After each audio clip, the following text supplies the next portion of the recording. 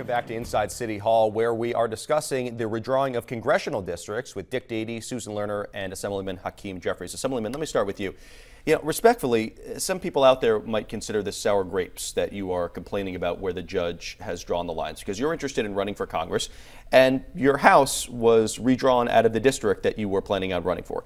Now, under the law, you could still run, but the fact that you're out of the district is seen as a handicap.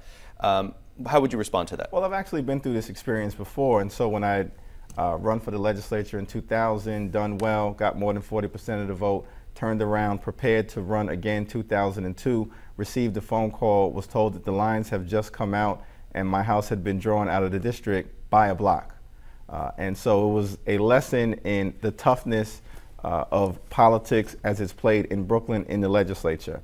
Here, from a process standpoint, it's largely irrelevant that the judge cut my house out of the district. It's largely irrelevant, I think, that the judge also cut out Congressman Towns's home from the district. But the communities of interest that should be respected according to objective standards were not adhered to in a way that make this district one that provide the voters with a meaningful opportunity to select their candidate of choice. Are you still going to run?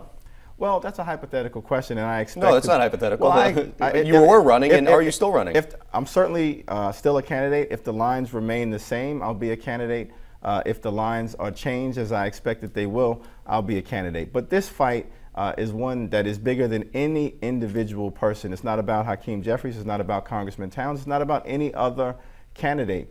It's clearly not the case that the Bedford-Stuyvesant community, which remains in the congressional district, is a community of interest with the Howard Beach community. But don't they have things in common? I mean, you know, people of color and people who are white care about clean streets, money from Washington, good schools, you know, that the defense of the country. I mean, well, again, what's the big difference? This is not about race. You know, the community of interest standard, as many of us believe it should be applied, relates to what communities are served by the same police precinct, the same means of mass transportation, the same school district, the same community board, the same commercial corridor.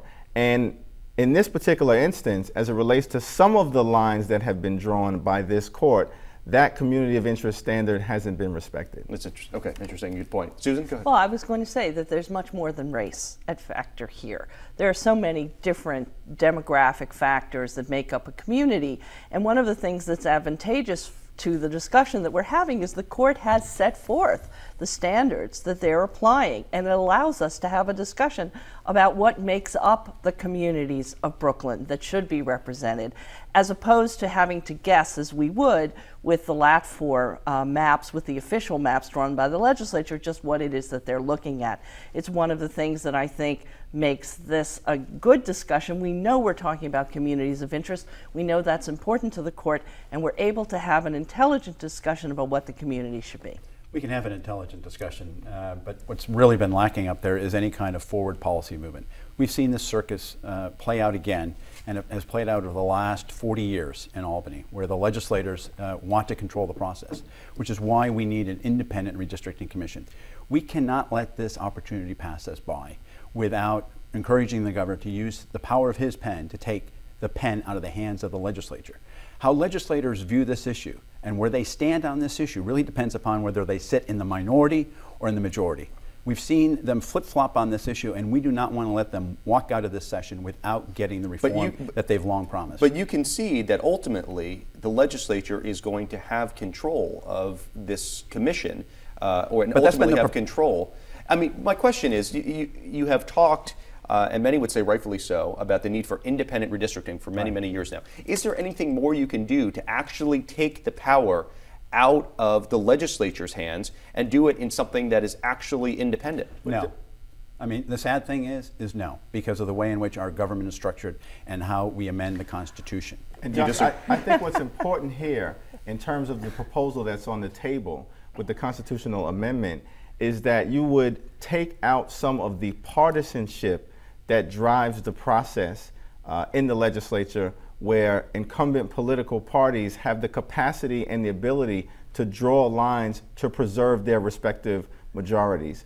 But in this particular instance, what's contemplated with the constitutional amendment is that the majority and the minority in both houses will have an equal ability to appoint people to the redistricting commission that will ultimately draw and determine the lines. And, you know, I guess I find it amazing that we will constantly accept here in New York that we will always be at the bottom of the stack when it comes to democracy. There are other states that have passed much better suggestions. You know, first of all, we don't even have a bill. We're talking about rumors as to what is or is not going to be in a constitutional amendment. So I think you're absolutely right, Josh, to say that there are certain standards that we've asked, that we've said that what is needed is an independent body, independent of the legislature, not just a proxy for the legislature. We have models in various states. There are only been accomplished when the voters have put it in place. No, I would disagree with that. As I say, there's a continuum of independence. And what we're proposing, what is rumored here, is a continuation of the kind of gridlock that we see in commission after commission in New York. And I just don't understand why we constantly accept that we are the bottom. Citizens Union, Common Cause, and others have advocated for the very system that is being now put forward as a solution to this intractable problem. And I think what we've seen basically is that redistricting inherently is a chaotic process. This year, it's been chaos on steroids. If we can make some progress, to bring some sanity to the process, I think it's a step in the right direction. But it depends on, do we see improvement in the quality of the lines that have been drawn this year, and a real meaningful, robust change in the process? There are two parts to this. One is improvement for the next 10 years in the lines that we'll all have to live with, and then a constitutional amendment which will last for the next perhaps 110 years, as the provisions of the Constitution that govern redistricting have lasted. And the real question is, will we get real reform, or are we going to settle for whatever the legislature is willing to get us? And I believe the governor and Mayor Koch and the good government groups have created a political pressure that can get us real reform, and I don't know why we would settle, why we would sell out cheaply. Well, a lot of critics are saying actually that the governor is about to settle, that the governor himself is about to settle. Would you believe that? No, the governor is really trying to get reform, and not just talk about reform, but actually get reform. Well, the governor is engaged with negotiations with you to get this commission established, which ultimately is subservient to the legislature. As it always has been on the table. No one has ever really proposed, but for Governor Spitzer, an independent commission that would require no involvement for the legislature. And where did that go? It didn't even get introduced. Well, Governor Cuomo certainly has more political capital than Governor Spitzer does. Well, listen, I think it's also important to note that in the proposal that's being contemplated as it relates to the constitutional amendment, the legislature, I think, has the ability to vote on the lines recommended twice, but if they reject those lines after the second time, there would be constraints imposed on the actual final product that would make for more compact districts, a greater level of communities of interest in terms of the standard of deviation that would be limited as to how districts could vary in size. I know that's a bit technical, but there are constraints that would be put in place to make for a better product. Susan Lerner looks incredulous, so I'm going to let her get the last word. You have 15 seconds. Wouldn't it be a lot better if we actually had a bill and we knew what we were talking about, instead of some amorphous negotiation behind closed doors, and then we could actually see if it plenty of public meetings. fits the criteria. It does seem a little ironic that this good government bill is being negotiated behind closed doors, don't you think? It's being negotiated with the legislature and the governor. And Susan and I have been out there advocating for an independent process for years. Everyone knows our position. The legislature has taken a position. It's not like this is some new idea that's being hatched. Show us the language, and then we'll be able to tell. I have a feeling this issue isn't going to go away, maybe for the next 100 years or so. But thank you to you three for joining us. I really appreciate it. As for us, it's time for a break. I'll be back with the results of tonight's Snap Poll and a preview